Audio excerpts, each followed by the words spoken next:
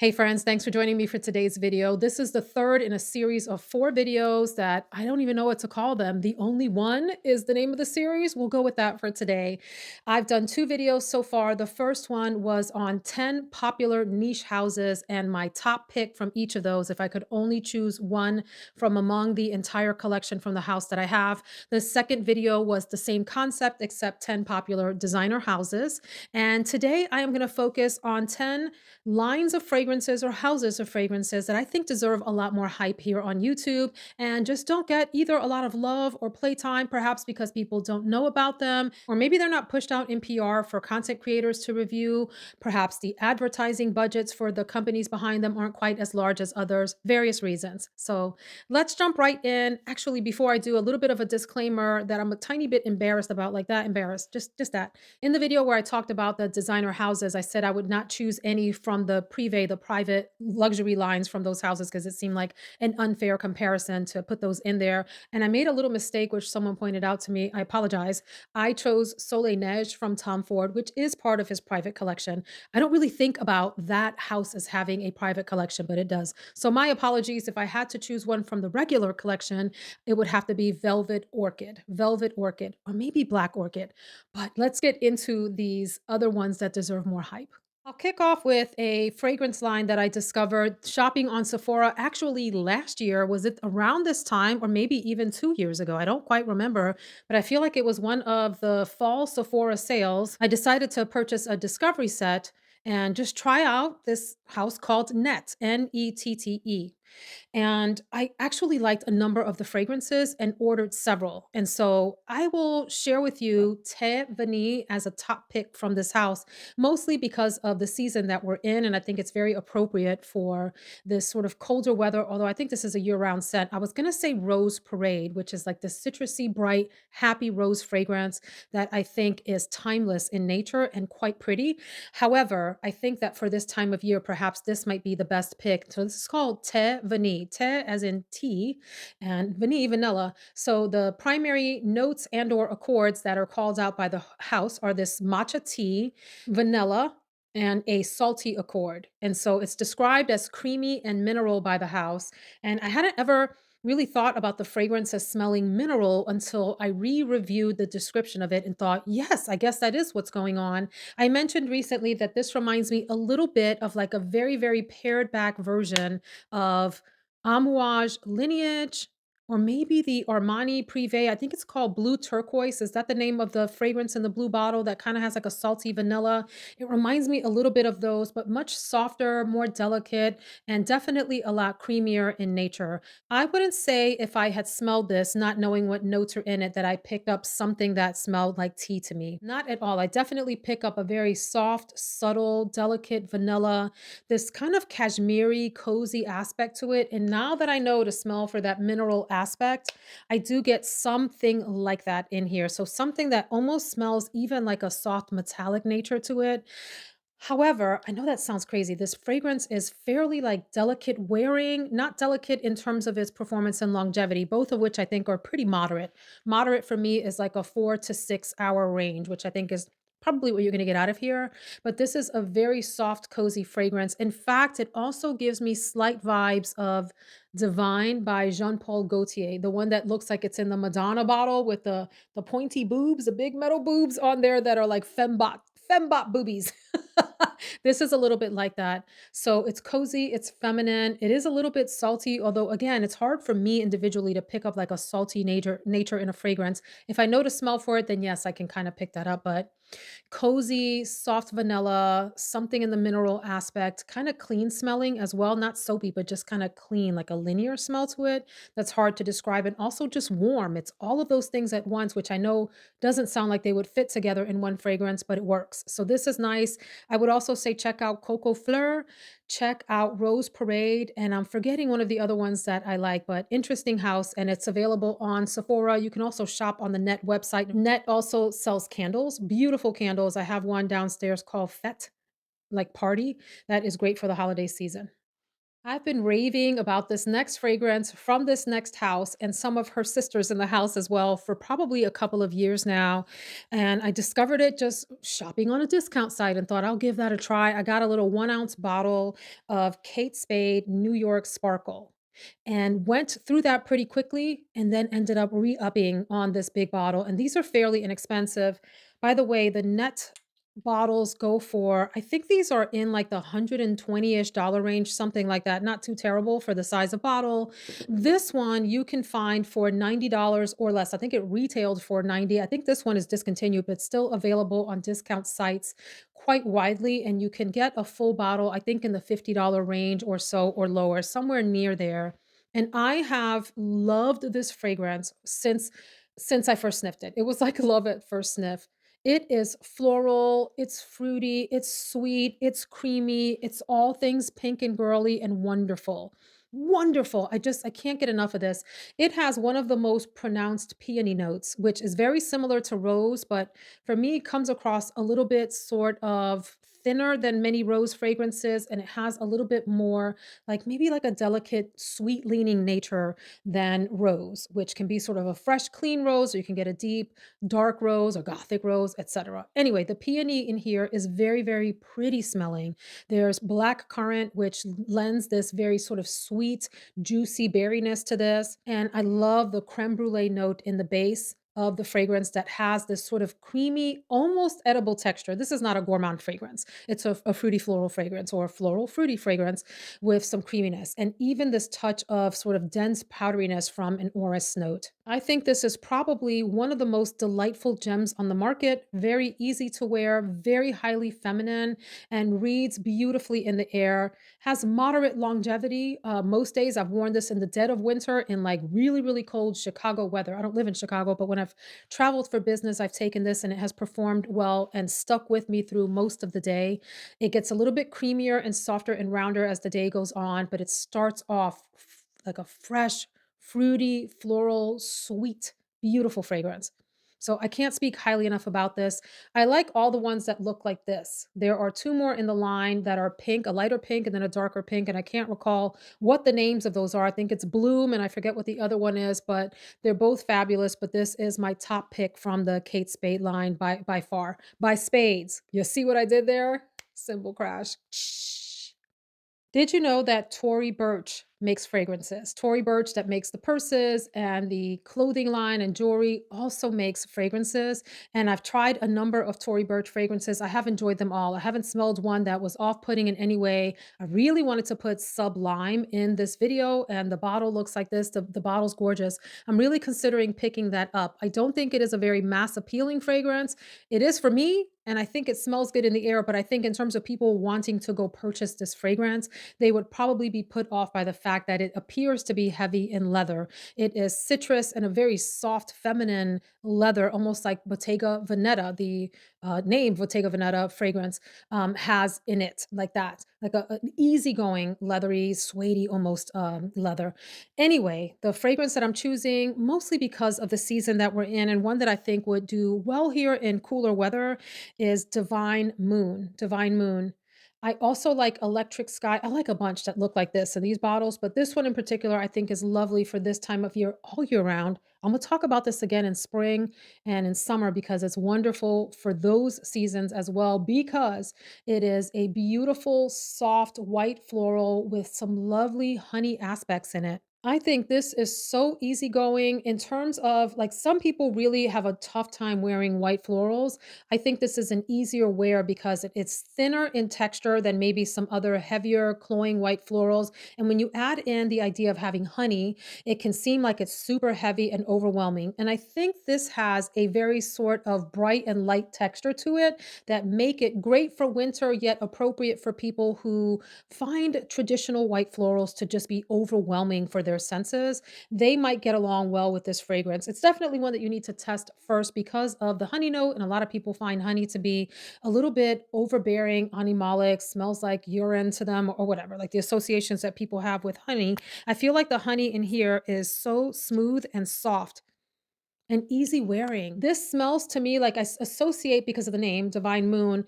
I then associate it with You know how when it's warm in the day or warmer, and then you have nightfall, and the cool air from night starts to sort of fill the atmosphere around you, the space around you, the coolness that you get when that night air starts to hit your skin, that reminds me of this. Yet you smell beautiful and feminine and clean and floral and sweet with this on. Key notes in this fragrance, a lady of the night floral. I mean, if I didn't know any better, I would say it smells somewhere between like tuberose and jasmine to me, the notes that would be here.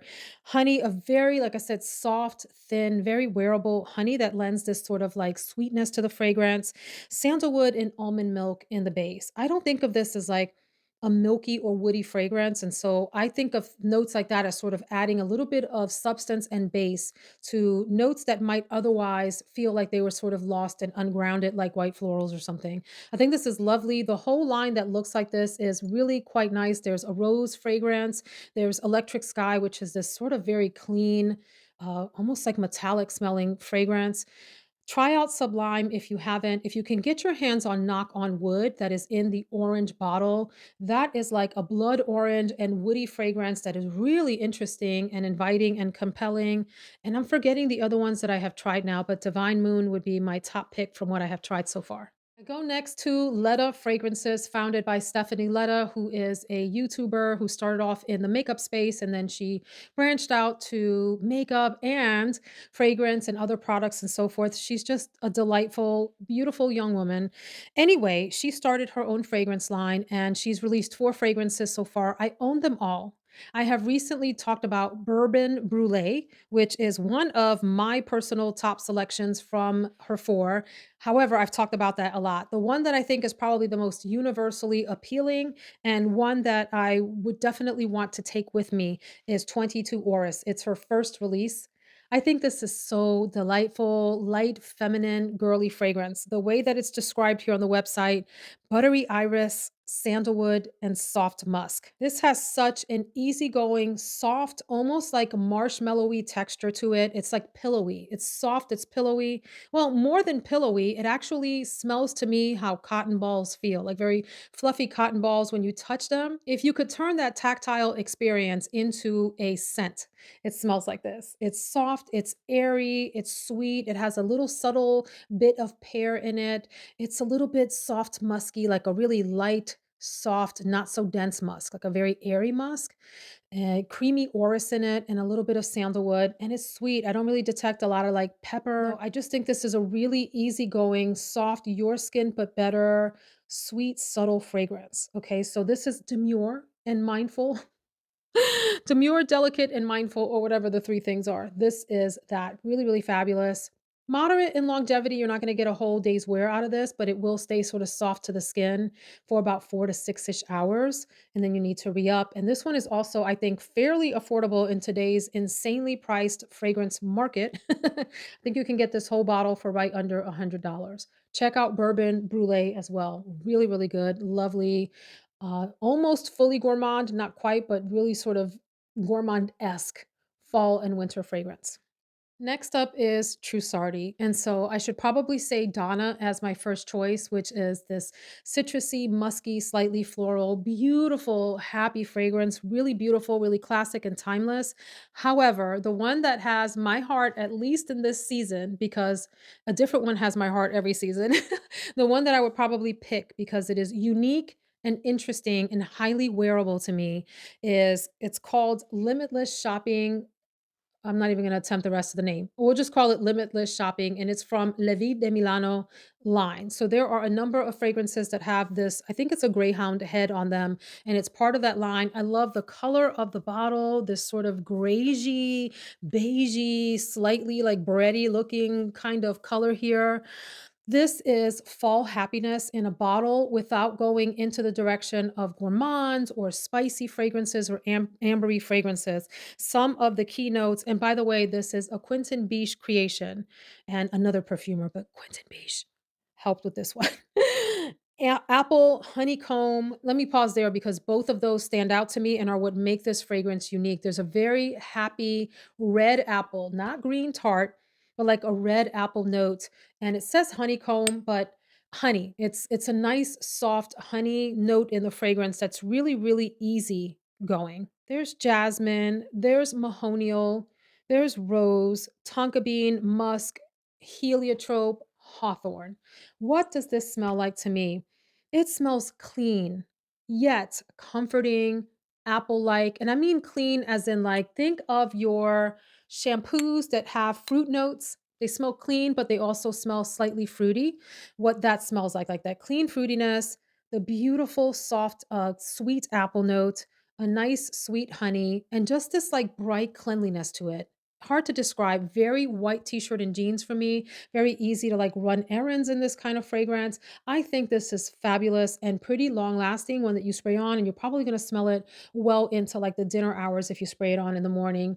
This can be a little bit difficult to find. I have seen it on discount sites. And so I will do my best to link all of these fragrances down below. I've seen this on Joma Shop recently. I don't know if it's still on there as of the day that this video will post, but I will do my best to find you a link to this because this is one to pick up. It is fantastic. I also like the Passeggiata fragrance that has tuberose, and I think it's cocoa or cacao, like a chocolatey, tuberosy, cafe type of tone to it. That one is beautiful too. But and Donna, those three are my top recommendations. Limitless shopping being the one I would choose if I had to.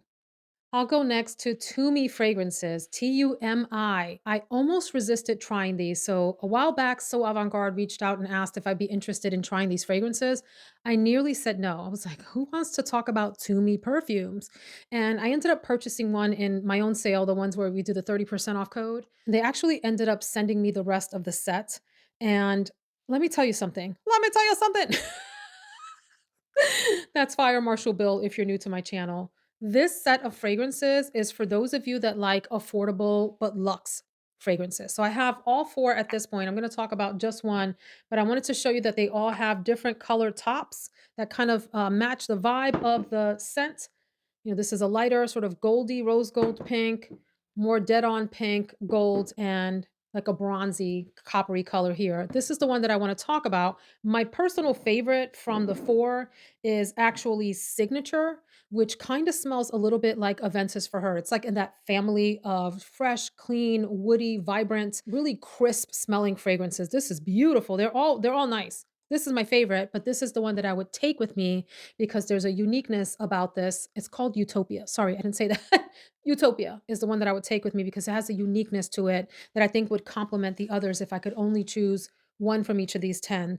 And so, primary notes here, I would say this is largely like a powdery vanilla fragrance. And the powderiness is soft. It's not like a choke you out kind of powder. It's a very soft, delicate powder. The vanilla in the fragrance is also very easygoing, very linear, very soft and demure and delicate and mindful and all of those things. All of those things.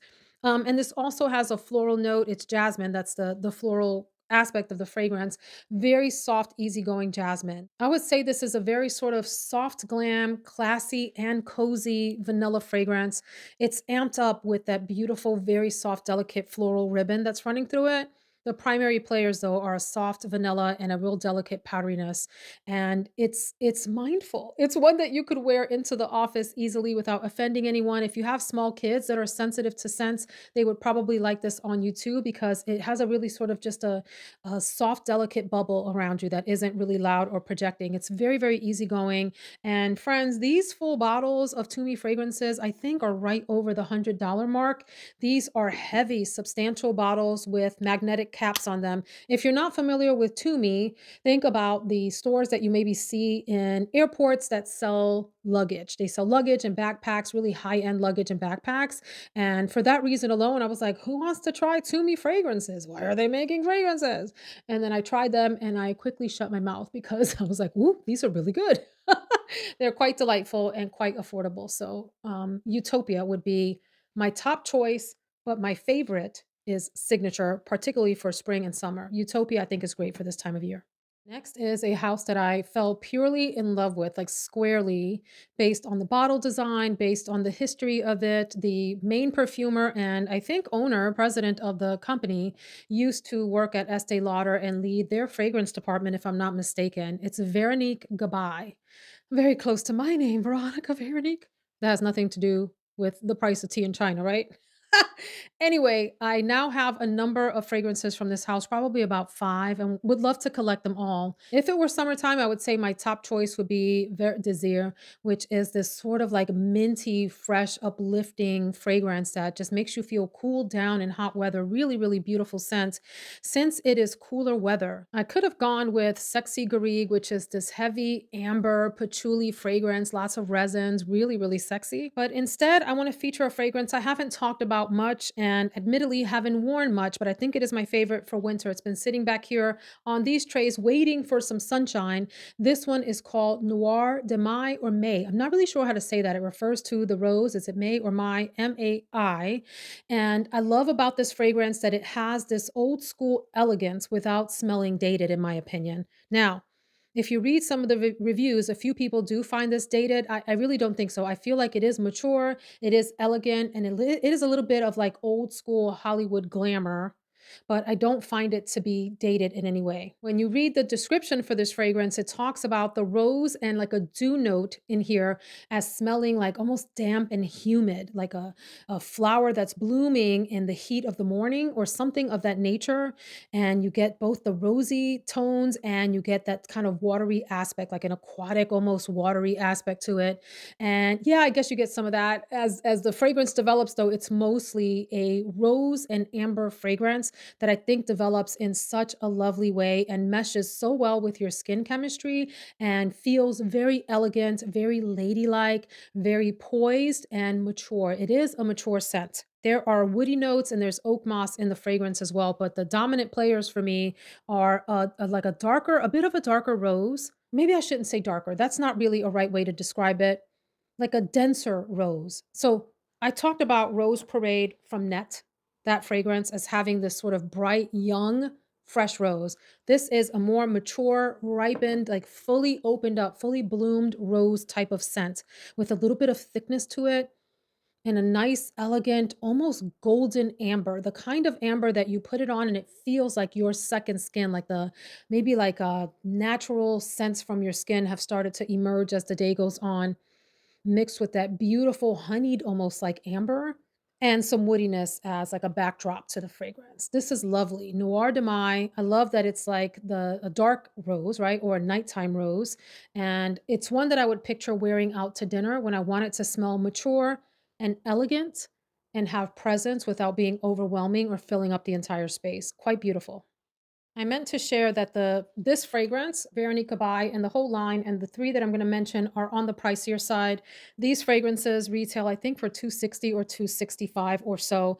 I think they are worth every penny. Some people complain that because they are not super projecting or the most long-lasting, that they're not worth it. I disagree. I think the bottle experience in and of itself, this beautiful, unique bottle, and the fact that there are really high quality ingredients that just smell divine on the skin, make them worth a higher price tag. My own opinion, of course. So these are really nice.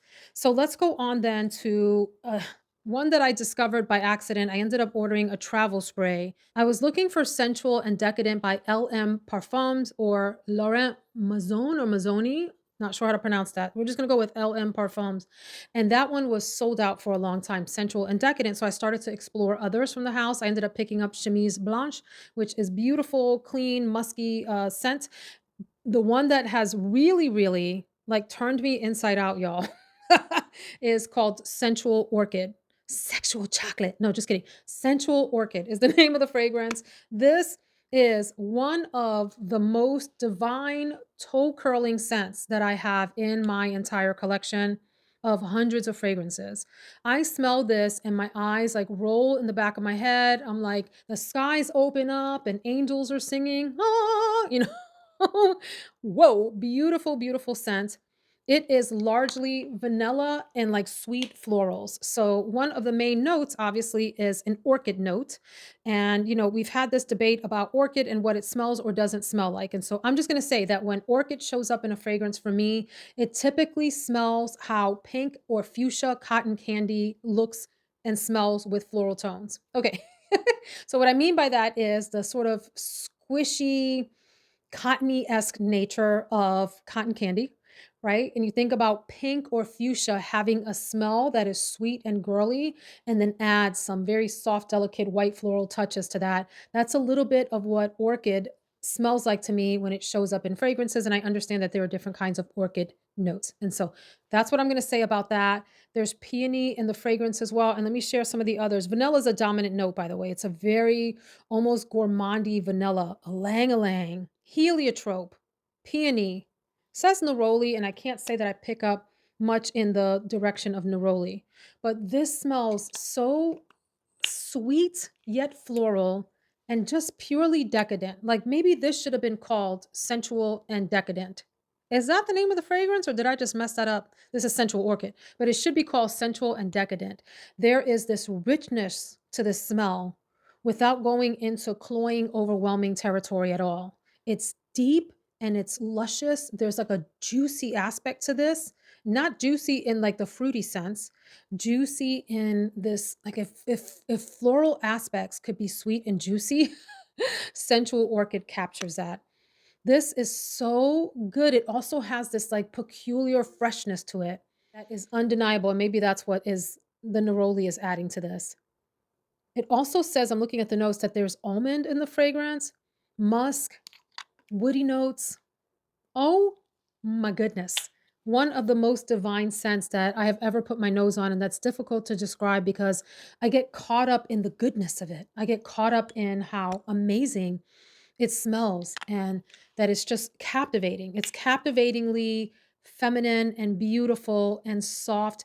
If the vanilla and metallique, not the metallic aspects of metallique by Tom Ford, the vanilla, the way that that smells, combined with the brightness of the florals and vanilla in Soleil Neige by Tom Ford, combined with the orchid notes in Velvet Orchid by Tom Ford. I'm realizing they're all Tom Ford references, all combined, and you threw in some sprinkles of some pink sugar, some sugar into the fragrance. Wow, this is glorious in every sense of the word. I love this fragrance. Love it, love it, love. So try out also, by the way, Chemise Blanche. Try out Sensual and Decadent. And there are a number of others. There's one called Cicatriz, which in Spanish means like a scar. I think that's what it's called.